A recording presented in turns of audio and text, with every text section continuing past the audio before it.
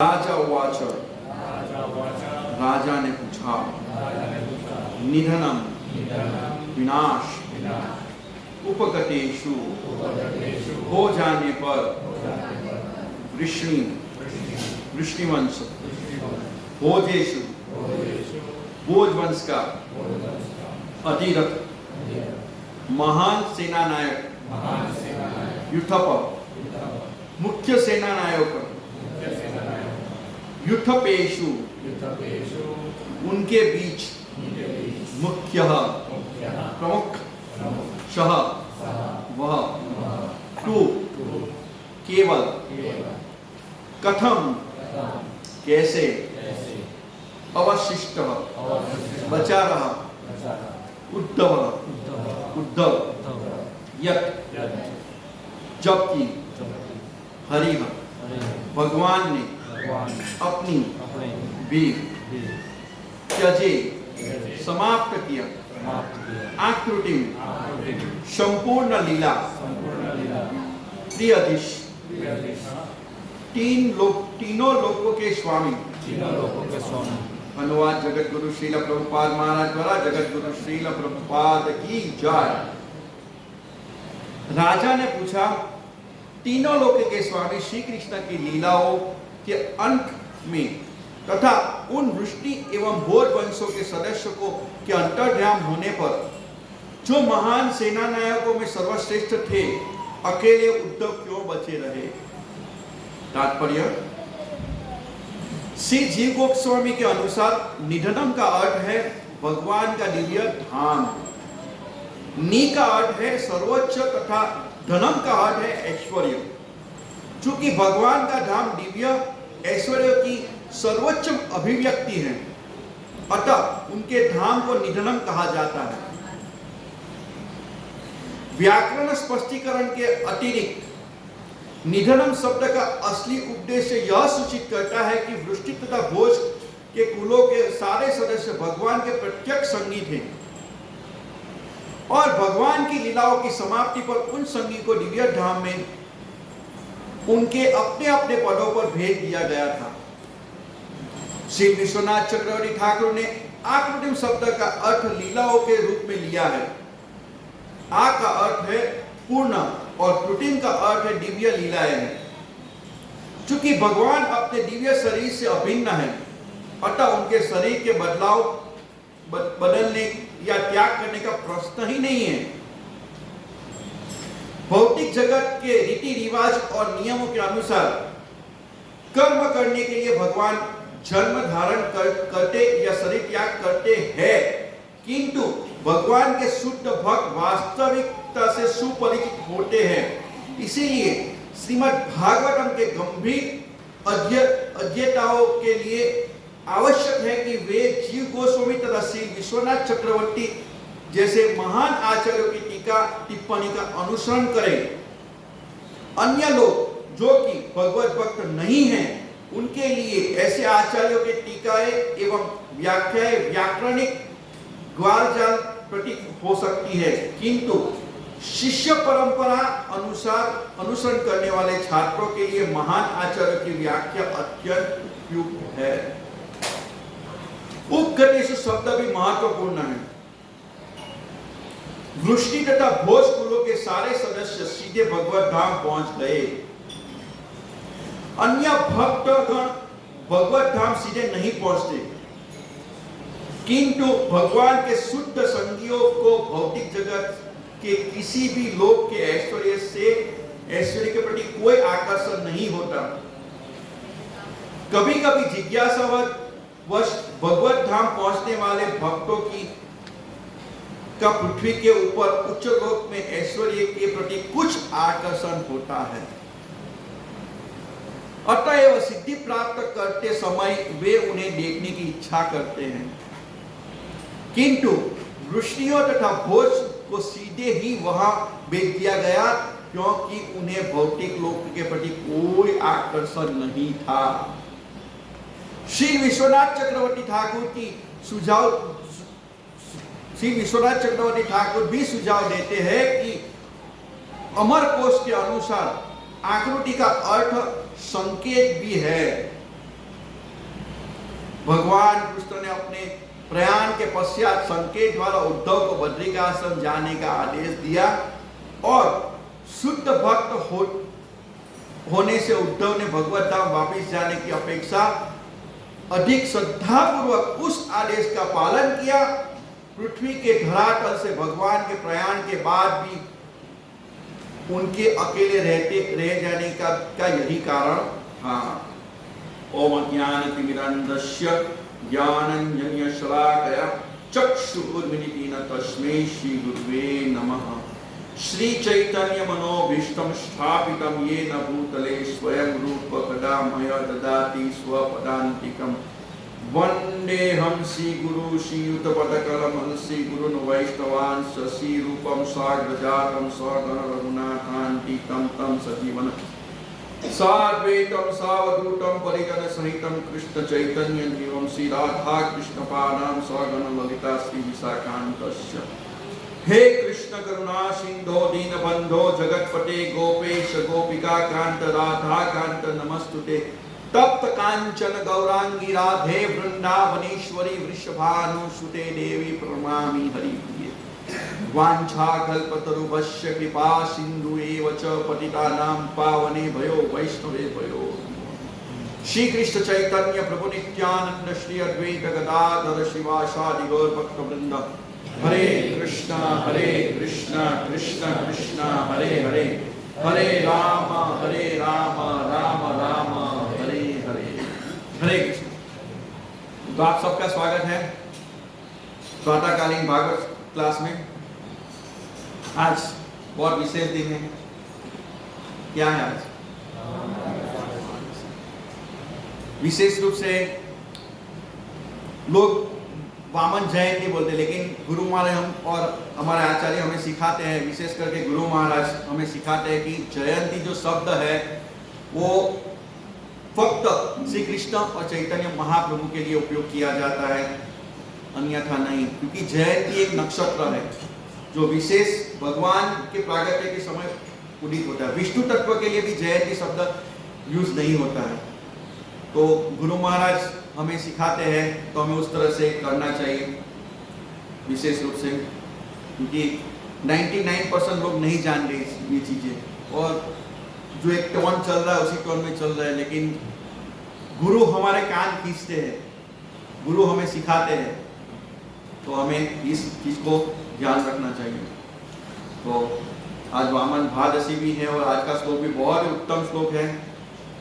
पहले हम वामन भगवान को प्रणाम मंत्र है वो हम बोलेंगे। आप लोग बोलिए, छलयसि विक्रमे बलिमद्भुत वामन, छलयसि विक्रमे बलिमद्भुत वामन, पदनक नीरज निजन पावन, पदनक नीरज निजन पावन, केशव त्रिकृत वामन रूप जय जगदीश हरे, जय जगदीश हरे, जय जगदीश हरे।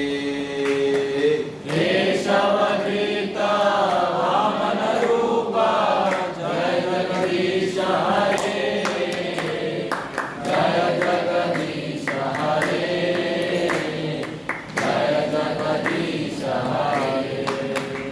हे केशव, हे जगदीश, वामन रूप धारण करने आप हरि, आपकी जय हो। आपके विशाल पद से बलि महाराज का आपने छल दिया। आपके चरण कमल से जो उत्पन्न हुआ गंगा जल वो इन सारे समस्त जीवों को पावन करता है। इसका अर्थ ये है। तो हम चर्चा कर रहे हैं श्रीमद् भागवतम से। तो आज का जो श्लोक है वो विशेष है।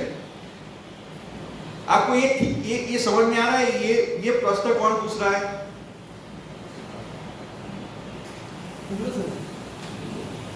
और कोई?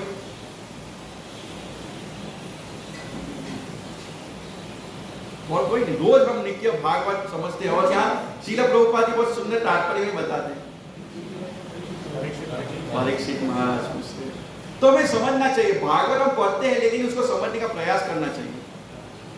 तभी हम उसको समझे कि ये क्यों पूछा उन्होंने, ये परीक्षित महाराज ने प्रश्न क्यों पूछा, बहुत इंपॉर्टेंट है। क्योंकि हम रोज सुनते हाँ ठीक है मैं रोज भागवत सुनता हूं, लेकिन समझने का भी प्रयास करना चाहिए। तो यहाँ परीक्षित महाराज पूछते हैं, क्या पूछते हैं कि यहाँ एक बहुत सुंदर श्लोक है, अधिरथम शब्द है, अधिरथम। अधिरथ का मतलब क्या है पता है? जैसे महाभारत में वर्णन आता है कि रथी, अतिरथी, महारथी, अधिरथी। तो अधिरथी जो है वो ऐसे व्यक्ति है, ऐसे महान योद्धा है जो 10,000 से भी ज्यादा लोगों के साथ युद्ध कर सकता है। तो ऐसे मतलब कहने का मतलब कि यहां लिखा है कि अधिरथ महान सेनानायक, युद्धपटेषु, वो सब महान थे। ऐसा नहीं था कि एक था, वो सब बहुत महान थे। जो भगवान के वंशज थे वो एक अधिरथी था।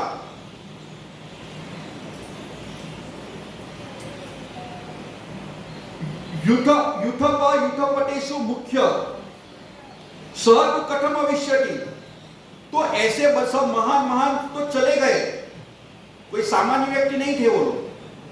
हजारों योद्धाओं के साथ अकेले युद्ध करने वाले थे वो, ऐसे महान थे कि सामान्य व्यक्ति से मरने वाले नहीं थे वो लोग।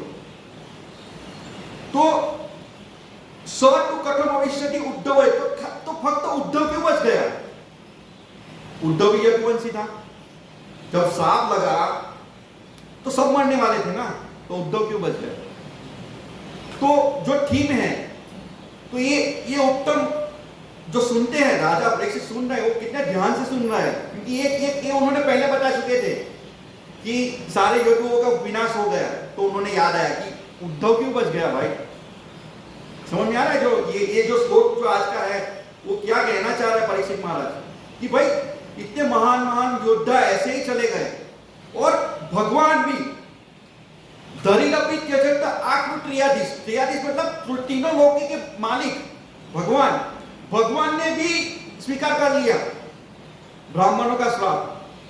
हालांकि भगवान को श्राप नहीं लगता है, लेकिन ब्राह्मण ने भी स्वीकार कर लिया। परीक्षित महाराज ये पूछना चाहिए कि ब्राह्मण ने भी स्वीकार कर लिया तो वो क्यों चले गए?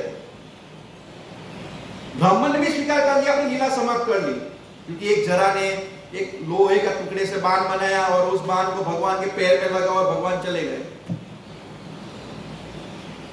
बोले भगवान ने भी ऐसे उसको स्वीकार कर लिया। महान अधिरथी, सारे वृष्टिवंशी और भोजवंश जिसको कोई परास्त नहीं कर सकता था, वो लोग भी चले गए, तो उद्धव क्यों बच गए? ये प्रश्न है, ये प्रश्न पूछ रहे हैं। तो ये जो प्रश्न पूछने की जो शैली है, वो ध्यान से सुनने से आती है। तो हम समझ सकते हैं कि राजा परीक्षित महाराज कितने ध्यान से सुन रहे होंगे, क्योंकि ये बात तो बहुत पहले हो चुकी है, तब पूछ रहे हैं कि भाई ऐसा कैसे हो गया। तो ये आज का श्लोक जो है वो प्रश्न है परीक्षित महाराज का। हालांकि आचार्य ने बहुत सारी टीकाएं लिखी है, और यहाँ जो निधनम में प्रभुपाद महाराज अनुवाद करते हैं विनाश, लेकिन निधनम मतलब यहाँ आचार्य लिखते हैं निधनम का मतलब है भगवान का वो धाम। नी का अर्थ है सर्वोच्च और धनम का अर्थ है ऐश्वर्य, कि जहां सारे ऐश्वर्य है वहां चले गए। और प्रभुपाद इसके तात्पर्य में लिखते हैं कि ज्यादातर लोग जब भगवत धाम जाते हैं तो सारे लोगों को देखते जाते, तो उनको इच्छा होती कि ये लोग में देखो, तो वहां रुक जाते हैं। प्रभुपाद जी के आगे के तात्पर्य में लिखते हैं कि जो भगवत धाम जब जाते हैं, वैकुंठ से जो विमान में जाते हैं, तो वो उनको अलग अलग धाम में लेके जाया जाता है। तो जब इच्छा होती है उनकी, तो वहां छोड़ देते हैं उनको, जाओ रुको अभी थोड़े दिन। समझ रहे बात को? तो पर लेकिन यहाँ लिख रहे आचार्य कि वृष्टिवंश और भोजवंशों को ऐसा नहीं था, उसको सीधे अपने धाम में भेज दिया गया। तो हमें कोई भौतिक लालसा नहीं रखनी चाहिए, नहीं तो फंस जाएंगे। जैसे ध्रुव महाराज ने तपस्या की थी अपने दादा से बड़े राज्य के लिए, लेकिन जब भगवान प्रसन्न हो गए तो उन्होंने बोला यार मैंने क्या मांग लिया, मैं तो कांच के टुकड़े मांगने निकला था। तो पछतावा होता है। इसीलिए हम दुखी, अर्थार्थी, ज्ञानी, जिज्ञासु जो भगवान के पास आते हैं, लेकिन जब जब शुद्ध भक्त बन जाते हैं तो उनको पश्चाताप होता है, मैं क्या मांगने के लिए चला गया, भगवान हमें क्या दे सकते थे और मैं क्या मांग रहा हूं। तो एक शुद्ध भक्त की पहचान है। शुद्ध भक्त भगवान से कुछ नहीं मांगता है। यहां सबको भगवान के धाम में भेज दिया, तो उद्धव ने ऐसा प्रश्न किया, मुझे नहीं भेजा आपने। उन्होंने क्या किया, भगवान की इच्छाओं को शिरोमानी करके बद्रिक आश्रम चले गए। भगवान इस बात से साबित करना चाहते हैं कि सांप नहीं लग सकता है मेरे वंशजों को। ये मेरी लीला थी। यदि मेरे वंशजों को सांप लगता तो उद्धव भी मारा जाता। ये उद्धव मारा नहीं गया। ये दिखाना चाहते हैं भगवान। भगवान एक लीला, एक नाटक कर रहे हैं इस धरातल से अपनी लीला को समेटने के लिए। इसीलिए उद्धव को रखा उन्होंने, और इसीलिए परीक्षित महाराज को प्रश्न पूछ रहे हैं कि सारे तो चले गए, चले जाना चाहिए, सांप मिला है। जब सारे एक ही साथ में संवाद हो गया तो उद्धव का भी हो जाना चाहिए, क्योंकि वो भी यदुवंशी है। लेकिन भगवान ये साबित करना चाहते हैं कि ये कोई सांप की वजह से नहीं हुआ है, ये मेरी लीला है। जन्मे कर्मे चमे दिव्यम एवं यो वेति तत्वद तत्वादेह पुनर्जन्म नीति मामेति सत्य। मेरे जो जन्म है और कर्म है वो दिव्य है, लेकिन जो जानता है वो ये जन्म मृत्यु से जय कर जाता है। इसीलिए ज्यादातर भागवत कथाकार इसमें मोहित हो जाते हैं। लेकिन भगवान की जो दिव्य लीला है उसको कोई समझ नहीं सकता। इवन ब्रह्मा जी कह रहे हैं, ब्रह्मा जी क्या कह रहे हैं कि जानन्तो एवं जानन्तु किम ब्रह्म उत्कया नमो प्रभो मनसो वपुषो वाचो वैभव तव गोचर। ये उद्धव जी ब्रह्मा जी प्रार्थना करते हैं। क्या कहते हैं, लोग कहते हैं कि मैं कृष्ण के बारे में सब कुछ जानता हूं, उनको जानने दीजिए। क्या कहते हैं, जानन्तो एवं जानन्तु किम किम बहु उत्पटो उत्कया नमो प्रभो। भगवान आपके विषय में लोग बोलते हैं कि मैं सब कुछ जानता हूं कृष्ण के बारे में, हम विष्णु विषय में जानते हैं, मैं सब कुछ जानता हूं कृष्ण के बारे में, लेकिन 1% भी नहीं जानता। मनसो वपुषो वचो वैभव तव गोचर। तो लोगों को बोलने दीजिए, ब्रह्मा जी के लोगों को बोलने दीजिए, वो सब कुछ कृष्ण के जानवर है। लेकिन जब मेरा सवाल है तो मैं कुछ नहीं जानता हूं। हे प्रभु, आपका जो ऐश्वर्य है, आपका जो मन वचन वो शरीर है, उसको कोई नाप नहीं सकता। ये ब्रह्मा जी कह रहे हैं। और हम जिसके पास जाते हैं भागवत, हम सब जानते हैं हम यदुवंशी हैं। हाँ, एक समाज ऐसा है जहां हम प्रचार करने जाएंगे तो हमेशा ऐसा ही बोलेगा, हमारे वंश में आए हैं यदुवंशी हम। विशेष करके भरवाड़ समाज और ये सब में वो लोग ऐसे ही कहते हैं कि हमारे वंश में आए थे, हम जानते हैं सब कुछ। लेकिन भगवान के भक्त के अलावा कोई नहीं जान सकता। इसलिए भगवान की जो दिव्य लीला है वो बहुत अद्भुत है।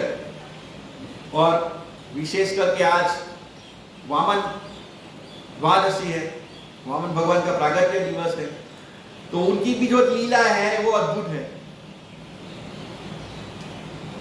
क्योंकि भगवान का एक जो नाम है निक कामकृतम, भगवान की एक नाम है निक कामकृतम। उसका मतलब है कि एक कार्य से वो बहुत सारे कार्य संपन्न कर सकते हैं। मतलब एक कार्य करेंगे और बहुत सारे लीलाएं हो जाएंगी। जैसे हम बोलते हैं ना, एक तीर से 2 निशाना, लेकिन भगवान पे एक तीर से 1000 निशाना कर देते हैं।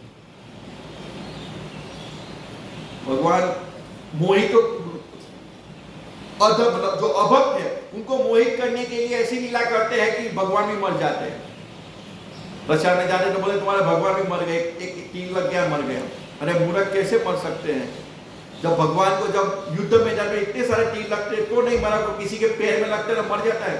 यदि हमारा पैर भी कट जाए तो भी हम मर नहीं सकते। मर सकता है किसी का पैर कट जाए तो? नहीं मर सकते। और एक तीर लगा और मर गया। तो भगवान के जो कार्य है वो दिव्य है। इसके लिए भगवान का एक नाम है नेक कामकृत। अनेक कार्य कर दे, एक लीला से अनेक कार्य कर दे। और जैसे आज बलि महाराज का भी मतलब जो वामन लीला है उसका भी जो सार है, क्योंकि समय हो रहा है इसलिए मैं एकदम शॉर्ट में बताऊंगा कि बलि महाराज को छला भगवान ने, लेकिन वो बताना चाहते कि मेरा भक्त कितना महान है। वामन लीला से बहुत सारी शिक्षा है, बहुत सारी शिक्षा है जिससे हम समझ सकते हैं। जैसे अभी गणेश उत्सव चल रहा है, तो गणेश उत्सव की स्टोरी वामन लीला से कनेक्टेड है। किसी को पता है? गणेश जी का हम ज्यादातर लोगों को देखते हैं कि गणेश जी की अग्र पूजा होती है, यही समझाया जाता है हमें, ज्यादातर हमें यही सुनने को आता है। लेकिन गणेश जी की अग्र पूजा कहां होती है, क्यों होती है, ये भी वामन लीला के एक पार्ट में आता है। पता है किसी को? गणेश जी की देवताओं में अग्र पूजा होती है, विष्णु में नहीं। पहले एक बात समझ लेनी चाहिए हम। जैसे कि सारी विवाह संस्कार होता है तो वहां देवी देवताओं की पूजा होती है, तो जो देवी देवता है उनकी पूजा में अग्र पूजा गणेश जी की होती है। विवाह दो तरह से होता है, एक तो कर्मकांडी के हिसाब से होता है और एक वैष्णव विधि का। जो स्मार्ट ब्राह्मण है वो गणेश जी की पहले पूजा अग्र पूजा करते हैं। उसकी भी कहानी है कि क्यों उनकी गणेश जी की अग्र पूजा होती है। तो शॉर्ट में बताता हूं क्योंकि समय नहीं है। तो दुर्वासा मुनि एक बार क्षीर सागर में गए थे। दुर्वासा मुनि एक बार क्षीर सागर में गए थे, जो ध्रुवलोक के पास में है क्षीर सागर, इसी ब्रह्मांड में। वहां विष्णु भगवान रहते हैं। तो जो विष्णु भगवान से मिले तो विष्णु भगवान ने अपनी माला दुर्वासा मुनि को भेंट करी और उनको बताया कि ये जो माला है वो जो पहनेगा वो उसकी देवता में उसकी अग्र पूजा होगी और वो सबसे शक्तिशाली होगा और वो शुद्ध हो जाएगा, शक्तिशाली होगा और ऐश्वर्यवान होगा। तो दुर्वासा मुनि ने सोचा कि भाई मैं इसको किसी ऐसे व्यक्ति को पहनाऊं जो उसकी देवता में अग्र पूजा हो। तो माला उन्होंने पहनी नहीं, उसने हाथ पे रख ली और जा रहे थे। तो रास्ते में इंद्र अपने गजराज पे सवार होकर जा रहा था किसी अप्सरा का नृत्य देखने के लिए। तो दुर्वासा मुनि ने उनको ये माला दी कि उन्होंने सोचा कि ये देवताओं के राजा है तो मैं उसको माला दूं जिससे उनका ऐश्वर्य बढ़े और उसकी अग्र पूजा हो, क्योंकि इंद्र देवताओं के राजा है। तो उन्होंने वो माला इंद्रदेव को अर्पण करी और उनको बताया ये भगवान विष्णु की माला है और इसको पहनने से देवताओं में इसकी अग्र पूजा होगी और शक्तिशाली होगा, उसका यश तीनों लोगों में फैलेगा। लेकिन वो जाने के लिए इतना उत्सुक था तो उसने वो माला, जो गजराज था, ये ऐरावत नहीं था उस समय, ऐरावत समुद्र मंथन में आता है, लेकिन उस गजराज को उन्होंने वो माला उद्धतापूर्वक दे दी। और भगवान ने ये भी कहा था जो इसका तिरस्कार करेगा वो ऐश्वर्यहीन हो जाएगा। कि भगवान ने कहा था, ये श्रीमद् भागवतम में।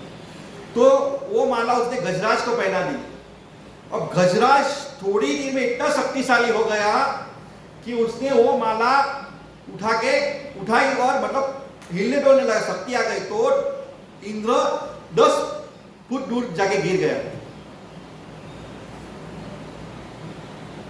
और ब्रह्म वैवर्त पुराण में गणेश जी की जन्म की जो कथा आती है उसमें भगवान कहते हैं कि इनका सर गणेश का होगा, मतलब हाथी का होगा। तो कट जाता है, उस लंबी स्टोरी है, अभी मैं नहीं कहूंगा उसको।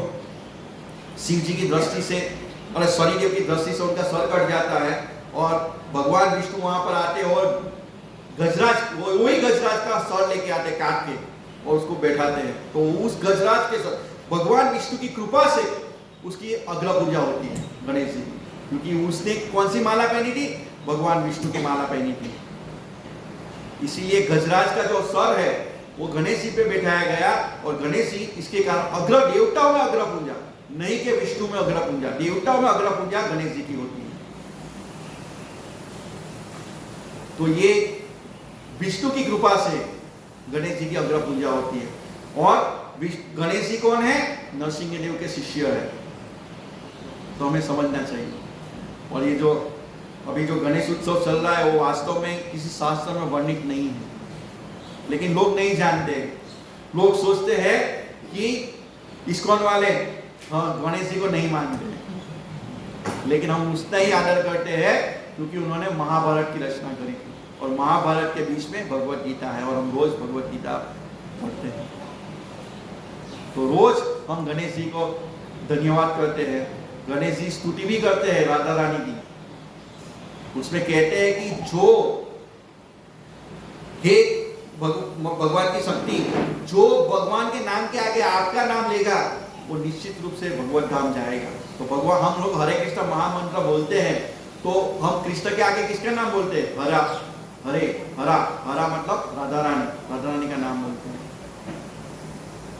तो जो ये महामंत्र है वो कोई सामान्य महामंत्र नहीं है।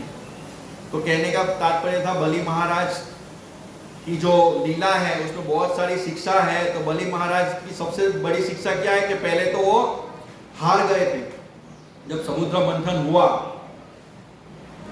तो देवताओं के साथ युद्ध किया, तो सारे देवताओं मतलब सारे असुर प्राय मारे जा चुके थे, लेकिन शुक्राचार्य ने उनको संजीवनी जड़ी बूटी से मंत्र से उनको जीवित किया।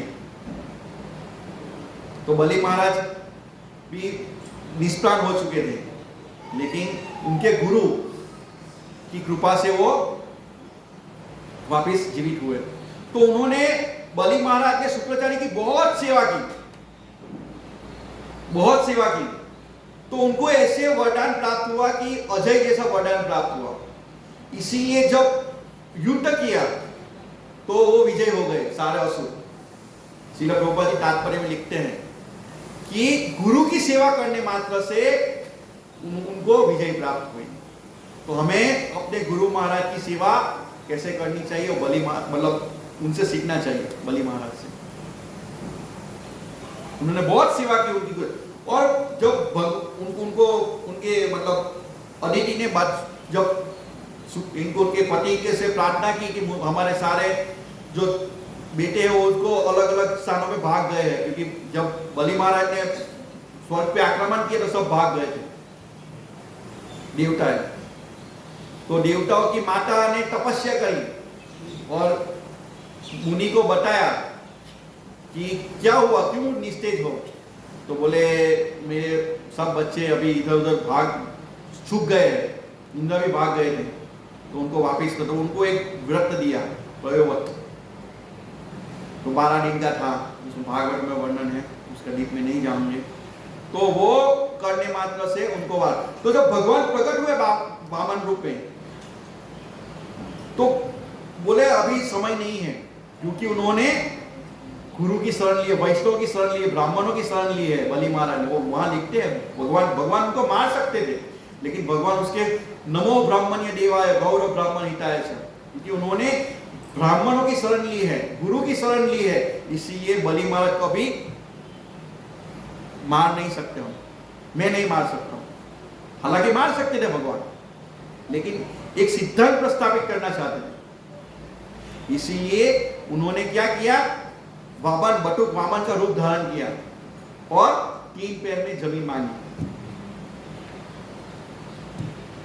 तो ये शिक्षा है, बहुत बड़ी शिक्षा है कि बलि महाराज गुरु की सेवा, तो हमें हमारे जो गुरु है उनकी सेवा कितनी निष्ठा से करनी चाहिए, उनकी जो आज्ञा है उसको हमें 100% आदेश समझ के करना चाहिए, हमें कोई एक्सक्यूज नहीं करना चाहिए। तो ये बताना चाहते हैं। और फिर जब वो उन्होंने छल लिया, मतलब जब मांगने गए, तो शुक्राचार्य तो गुरु थे, उनको पता था ये तो भगवान है, विष्णु है, ये छल लेगा, 2 पैर में ही सब ले लेगा, इसलिए उसके शिष्य को इंगित करते हैं कि ये कोई सामान्य व्यक्ति नहीं है, ये तो विष्णु है। मत दो। लेकिन बलि महाराज भक्त थे, उन्होंने उनके दादा कौन थे? प्रहलाद महाराज, सुना था, बोले उन्होंने मांगा है, जब ये सारा चीज विष्णु की है, जब विष्णु मांग रहे तो देने में क्या अर्थ है? इसलिए उन्होंने क्या किया? आत्मसमर्पण, सब कुछ दिया। बोले वो मांगने आए हैं, सारी चीज सब भूमि गोपाल की, सब कुछ भगवान का है, लेकिन हम अपने जेब में रखते हैं। एक बहुत बड़ी शिक्षा इसमें से मिलती है हमें, ये लीला से। तो बलि महाराज ने मतलब दिया तो खाली 2 पैर में ही वामन भगवान ने सब कुछ नाप लिया, तीसरा पैर कहां रखूं? बंदी वरुण पास में बांध दिया गरुड़ जी ने। प्रहलाद महाराज आए वहां पे, बलि महाराज झुक नहीं सकते थे, उन्होंने सर झुका के प्रणाम किया। लेकिन बलि महाराज ने सोचा कि मैं यदि मिथ्या भोग हो जाऊंगा, मैंने वचन दिया, यदि नहीं दे पाऊंगा तो मिथ्या हो जाएगा, मुझे अब कीर्ति नहीं चाहिए। तो उन्होंने क्या किया? अपना पैर उनको बोला कि मेरे सर पे रखिए। उन्होंने क्या किया? आत्मसमर्पण कर दिया। तो आत्मसमर्पण कर दिया तो भगवान ने क्या दिया? उसमें वर्णन है, स्वर्ग से बड़ा ऐश्वर्य उसको सुतल लोक दिया, स्वर्ग से भी बड़ा ऐश्वर्य सुतल लोक में वो दिया। और वो तो दिया, लेकिन उनके द्वारपाल बन गए। यदि हम भगवान के लिए अपनी धन संपत्ति देते हैं तो हमारी धन संपत्ति कम नहीं होगी, हमारी धन संपत्ति कम नहीं होगी, बढ़ जाएगी। ये शिक्षा दे रहा है हमें वामन लीला से। लेकिन हम क्या करते हैं? नहीं ये नहीं देंगे, देने में सोचते हैं। लेकिन बलि महाराज ने सोचा नहीं कभी, सब कुछ आत्मसमर्पण कर दिया, और आत्मसमर्पण के आचार्य बलि महाराज। तो ये वामन लीला से हमें सीखना चाहिए कि भगवान की सेवा के लिए जो भी आवश्यकता हमें देना चाहिए, ये सारी भूमि गोपाल की है, सब कुछ भगवान का है। जैसे बलि महाराज सोच रहे हैं कि ये सब कुछ विष्णु का है, तो विष्णु मांग रहे हैं तो मुझे देने में क्या अर्थ है? तो यदि कभी हमें दान की आवश्यकता मांग रहा है तो हमें देना चाहिए विष्णु की सेवा के लिए, नहीं कि हमारे इंद्रिय तृप्ति के लिए। तो बलि महाराज ने हमें ये सिखाया। विकट परिस्थिति थी, लेकिन उन्होंने सेवा छोड़ी नहीं। कितनी विकट परिस्थिति थी कि बलि महाराज को वरुण पास में बांध दिया गया था, वो नहीं हिल सकते, नहीं चल सकते थे, फिर भी उन्होंने उसमें सेवा नहीं छोड़ी। हालांकि सारे असुर भगवान से युद्ध करने चले गए, वामन भगवान से, उसमें वर्णन है बलि महाराज मतलब उस लीला में। तो बलि महाराज को रोकते कि मत युद्ध करो, लेकिन वो सुनते नहीं थे, सारे भगवान से साथ युद्ध करने के लिए चले गए। इन्हें छल लिया है। शुक्राचार्य भी नहीं समझ पाए। तो ये बहुत बड़ी शिक्षा है, हमें इससे सीखना चाहिए कि जब भगवान की सेवा की आवश्यकता है तो हमें दान देना, खुल के दान देना चाहिए। लेकिन हम क्या सोचते हैं कि दूसरे देंगे, हम नहीं देंगे, हमारा पैसा हमारा रहेगा, हम उसको भोग करेंगे। तो बलि महाराज ने अपना भौतिक ऐश्वर्य वामन देव को दिया और निधन हो गए, लेकिन वास्तव में वो निधन नहीं हुए, उनके सेवक बन गए भगवान। तो जो कि हम भगवान को देंगे तो भगवान हमें अनंत गुना करके वापस देंगे। ये सिद्धांत है, हम जितना देंगे उससे कई गुना ज्यादा हमारे पास आएगा। लेकिन हम देने के बाद भी सोचते हैं कि मैंने इतना क्यों दे दिया। तो भगवत गीता में बताते हैं भगवान दान के महिमा में कि वो तमोगुणी दान है, रजोगुणी दान है। देने के बाद सोचते हैं कि मैंने इतना क्यों दे दिया, अच्छी कम देता रहा, अच्छा ना वो वक्त में इतना दिया, मैं इतना देता रहा, चल जाता। ये तमोगुणी रजोगुणी दान है। तो हमें ये बहुत विस्तृत लीला है, लेकिन समय हो रहा है क्योंकि भक्तों को सब भी करना है, पुस्तक वितरण में जाना है। तो मैं ये कथा को यहाँ विराम देता हूँ। किसी को कोई प्रश्न है तो पूछ सकते हैं। तो प्रश्न की आपल्या जे एकादशी आहे हे बघी एकादशीला भगवान कृष्ण स्पेशल युधिष्ठिर महाराजांनी महत्त्व समजावलं. तो આપણે તો કોઈ જ એકાદશી વિશે કંઈ કોઈ નથી બોલતા તો બોલવું જોઈએ જો સાક્ષાત ભગવાન નિર્દેશિત કહેતા હોય કે આ એકાદશીનું મહત્વ આ છે તો આપણે બી ક્યારેક એને હાઈલાઇટ કરવું જોઈએ क्योंकि આ સાથે જ છે क्योंकि वो कर्मी लोग जो नहीं करते उनके लिए ये सब बातें हैं। हम एकादशी क्यों करते हैं? हम एकादशी भगवान की प्रीति के लिए करते हैं। माधव तिथि भक्ति जन કથા જે છે ને એમાં ભગવાનની કથા हाँ देखिए सुनिए मेरी बात सुनिए, वो आपकी बात सही है, लेकिन जो जो कर्मी लोग हैं उनको कैसे लाया जाए? उनको कुछ देखिए, बच्चे को दवा प्रोपा समझा रहे, बच्चों को दवाई पिलानी होती है तो उसको चॉकलेट दिया जाता है, चॉकलेट की गोली में उसको दवाई दी जाती है। तो जो लोग नहीं समझ पाते हैं उनको लिए वो सब दिखाया जाता है कि आप ये करेंगे तो ये मिलेगा, ये करेंगे तो ये मिलेगा। लेकिन वैष्णव कभी भी भगवान की अपनी के लिए नहीं करता है, वो भगवान की प्रीति के लिए ये वैष्णव तिथि करता है, एकादशी तिथि करता है। माधव तिथि भक्ति जननी यतने पालन करिए, वो भक्ति में प्रगति करने के लिए करता है। लेकिन कर्मी लोग जो नहीं समझ सकते हैं उनके लिए ये सब दिखाना पड़ता है। ये कर्मकांड वो भगवत गीता का कौन सा श्लोक है जिसमें कहते हैं, मतलब मामिमा पुष्पिता वाचा यामिमा यस। तो ये जो विधि है वो बहुत कॉम्प्लिकेटेड है, समझिए आप बात को। तो ये भक्त नहीं चाहते, भक्त कहीं पे भी रहेगा वो एकादशी करेगा। जैसे जगन्नाथपुरी जाते हैं तो वहां के पंडा बोलते हैं कि यहाँ एकादशी नहीं करनी चाहिए, यहाँ एकादशी को बांध दिया है, लेकिन वैष्णव वहां जाते तो भी एकादशी करते हैं। ये बात आपका सजेशन है, हमारे लीडर राजेश तो है, उनको आप जन बताइएगा। हरे कृष्ण। श्रीमद् भागवतम की जय।